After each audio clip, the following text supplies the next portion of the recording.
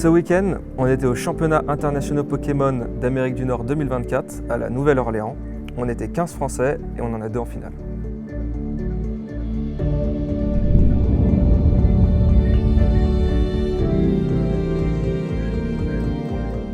J'ai plutôt vu le tournoi comme un entraînement pour les Worlds et un peu relax, parce que tous les tournois ils se sont enchaînés depuis Londres et c'est un nouveau format, j'ai eu très peu de temps pour playtest, donc c'est normal, mon résultat il est normal. Je ne m'attendais pas, si je faisais mieux c'est bien, mais c'est surtout j'ai la tête dans les Worlds en ce moment et je me prépare pour ça.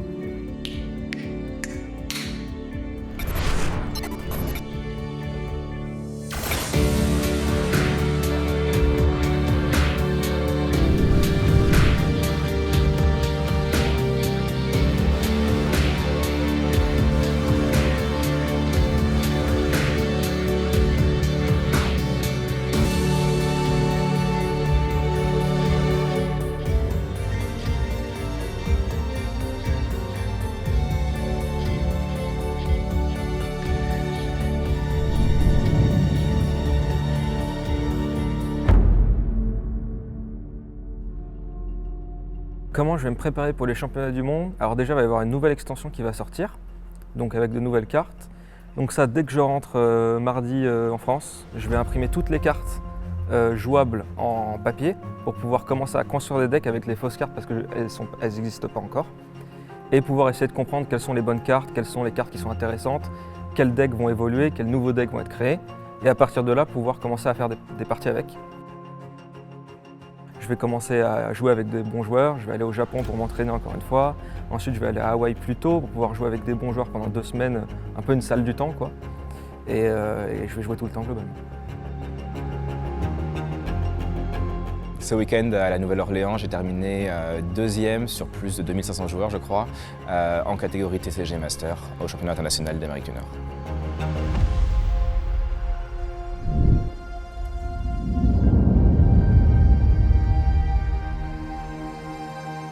Je suis venu en espérant faire des bons résultats, comme toujours, sans attentes particulières parce que c'est pas bon de se mettre trop la pression et je voulais pas non plus me dire « Ah, c'est mon tournoi, il faut que je le gagne, il faut que je réussisse ».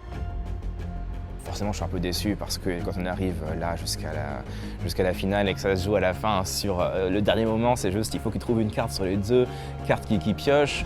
Forcément, à ce moment-là, je me disais je suis à 5 secondes près de me lever et de crier. Et lorsque j'ai vu, lorsque je l'ai entendu avant, parce qu'on entendait la foule crier, ça j'ai su qu'il avait la victoire.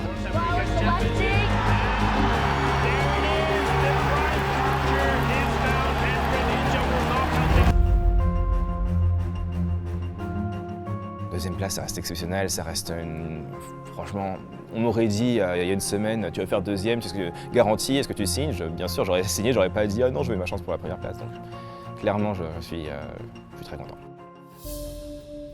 Pour la préparation pour un gros tournoi comme ça, ça peut être un peu variable. C'est-à-dire que les championnats internationaux, comme celui-là, ils ont lieu vraiment au début, juste après qu'une nouvelle extension de cartes sort, ce qui fait qu'on a 2 semaines, un peu plus avant parce qu'on connaît déjà les cartes, pour se préparer, trouver le meilleur deck, ou en tout cas celui qu'on pense être le meilleur choix. Donc globalement, pour me préparer en fait, pour ces événements, moi ce que je fais c'est que je prends la liste des cartes qui sont jouées, donc la méta en fait, et j'essaie de lire tout, voir les cartes qui sont jouées ou pas, les nouvelles cartes aussi parce qu'il y a beaucoup d'extensions qui sortent régulièrement.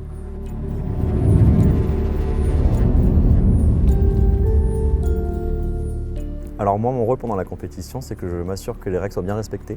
Si jamais il y a un problème aussi à la table, les joueurs ils ont la possibilité d'appeler le juge principal, et dans ce cas-là, c'est moi qui y vais et qui doit donner la décision finale à ce moment-là. Donc il faut quand même être un peu ferme sur les décisions. Pour les gens qui sont intéressés en fait, pour devenir professeur Pokémon, donc tous ceux qui sont sollicités en staff, il faut s'inscrire sur le site internet Pokémon.com.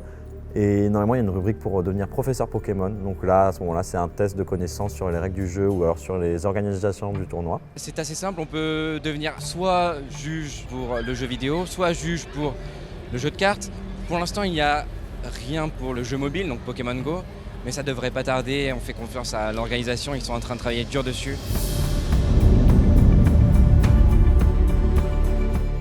On s'occupe d'avoir un tournoi fluide, agréable pour les joueurs, que tout se passe bien, aucun problème de connexion pour le moment. Tout s'est bien passé, on est vraiment content de ce qu'on a fait. Ce qui est difficile aujourd'hui pour rentrer dans un tournoi, c'est évidemment de passer du temps pour trouver les bons Pokémon, avoir les bonnes spécificités pour ces Pokémon. Donc le jeu Pokémon Go reste accessible puisqu'il suffit d'avoir des Pokémon que tu as attrapés, mais ça reste quand même assez technique parce qu'il va falloir avoir des Pokémon qui se rapprochent des 1500 PC.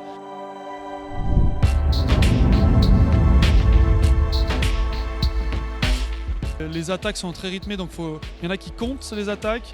Quand tu arrives, tu te places à la table, tu en as qui ont souvent leur calepin et en fonction de ton équipe, ils notent.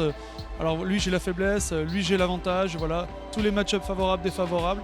Voilà, ça reste quand même aussi assez technique et stratégique. Mettre de l'argent, j'en ai mis un peu, parce que c'est utile pour agrandir son sac, pour attraper plus de Pokémon, avoir plus d'objets. Voilà, de potions, tout ça pour attraper. Après, ce qui reste important, c'est de participer aux événements. Voilà, tous les bons joueurs participent aux événements où tu as de la poussière d'étoiles. Et la poussière d'étoiles, en fait, ça permet de monter tes Pokémon. Voilà, on peut très bien jouer à Pokémon Go sans se ruiner. Grégory, c'est le premier mondial actuellement en junior, TCG, donc c'est une petite fierté, hein. Il a gagné cette année 5 tournois majeurs. Début d'année, on pouvait faire une demande pour une classe sport et culture au collège où il est à Mandelieu. Donc j'ai demandé à ce qu'il intègre cette classe en étant honnête, en disant qu'il participait à un jeu de cartes Pokémon. Donc le collège a dit oui. Il a très peu de cours le vendredi, je crois qu'il a 1 heure d'anglais le matin et 2 heures de sport. J'ai l'avantage de tenir une boutique de jeux. Donc tous les mercredis et les samedis, il est à la boutique pour jouer avec les copains. Il fait à peu près 6 à 7 heures de Pokémon physique avec les cartes par semaine.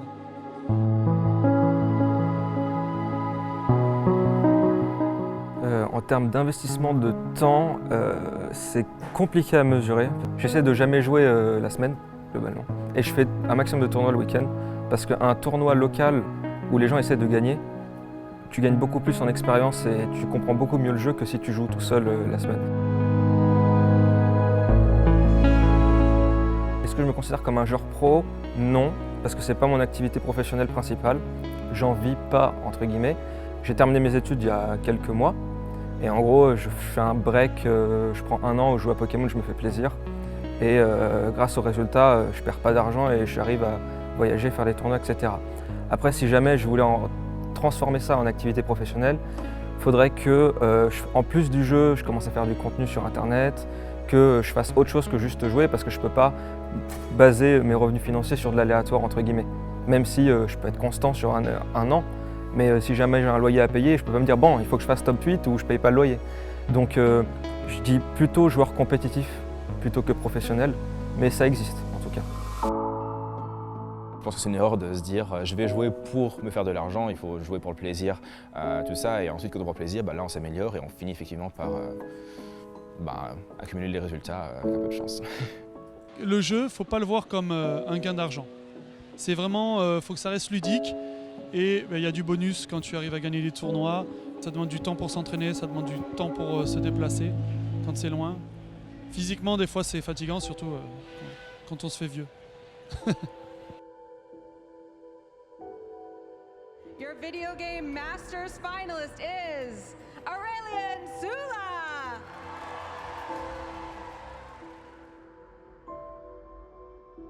Je m'appelle Aurélien, j'ai 18 ans. Je suis actuellement à la Nouvelle-Orléans où je m'apprête à jouer la finale du NAIC en VGC catégorie Master.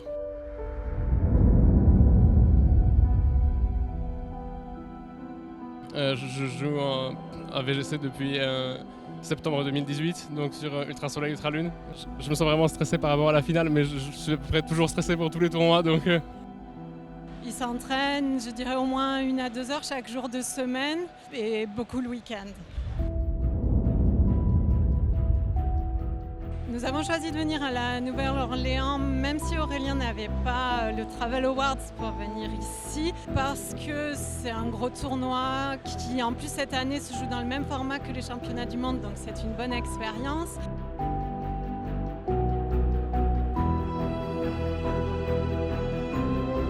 Je m'entraîne à VGC à peu près 1 à 2 heures par jour les jours de semaine, plus le week-end. Il pour m'entraîner, je joue à la fois sur le ladder tout seul avec des équipes, soit quand je suis avec des amis ou que des amis m'ont donné.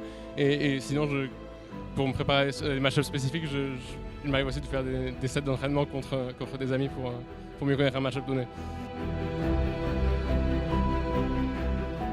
En tant que parent, on trouve que Pokémon a énormément apporté à Aurélien, en particulier pour développer tout ce qu'on appelle les compétences transversales, les compétences sociales, d'organisation, de gestion du stress. Donc nous, on le soutient à fond là-dedans. Ça lui plaît, il le fait vraiment avec plaisir et ça lui apporte beaucoup. Ça m'a appris à travailler dur, ça m'a appris à gérer mon stress. Ça m'a effectivement donné des compétences sociales.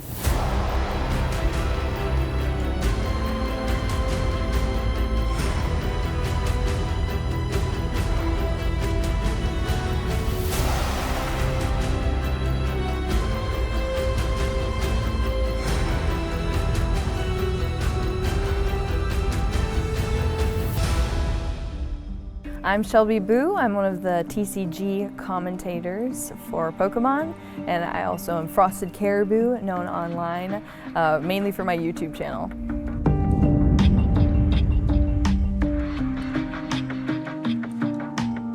The Pokemon trading card game is extremely accessible, it's easy to get into, and there's a ton of online resources as well. I work with beginner players a lot because they're inspired by the gameplay that they see. You can find any sort of strategy you like and pick up that deck immediately and start playing. Now, repetition is going to be key for you as well because the more games you put in, the more mistakes you will make, and that is how you learn in the Pokemon TCG. Through every single mistake, you become a better player. Pokémon, tu progresses pas si tu joues pas avec meilleur que toi, ou au moins au même niveau globalement, parce que sinon tu vas juste apprendre à la personne.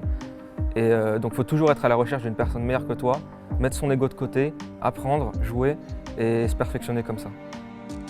Pokemon's been doing an incredible job these past few years as well, creating easy to obtain decks that come with very powerful cards, but they're not expensive.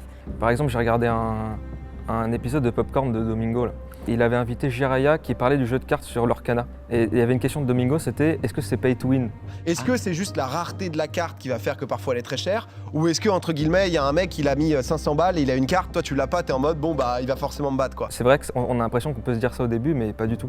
Parce qu'au final, dans Pokémon en tout cas, ça coûte pas grand chose et n'importe qui avec un petit peu de budget peut, même un gamin, hein, s'il économise de l'argent de poche pendant 3 mois, il peut se faire un deck méta. Donc ça, pour le coup, c'est vachement accessible. Pokémon est un des TCG, peut-être le TCG le moins cher. Il y a des cartes qui valent cher, mais c'est que des rééditions, des versions plus cool, plus brillantes, plus jolies de cartes qui existent. Un deck top tier méta, pour 40 €, on en fait un. Sachant que 80% de ce deck-là est réutilisé dans la majorité des decks. Et du coup, une fois que tu as ces 80%, ensuite tu investis 20 € et tu fais tous les decks que tu veux.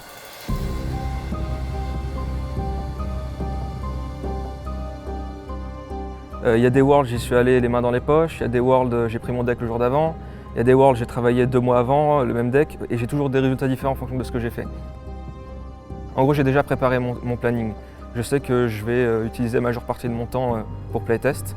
Et en fait, je vais arriver au World en connaissant tout par cœur et littéralement réciter comme si j'étais à l'école. Mon seul intérêt à Pokémon, c'est gagner les Worlds. Si on me dit tu gagneras jamais rien à part les Worlds une fois, je signe. Je ne veux pas faire autre chose. C'est le seul tournoi que je veux gagner. Donc tant que je ne suis pas champion, je ne suis pas satisfait. J'ai déjà fait top 16, c'était sympa. Mais je veux juste gagner. Donc je n'ai pas d'autre objectif.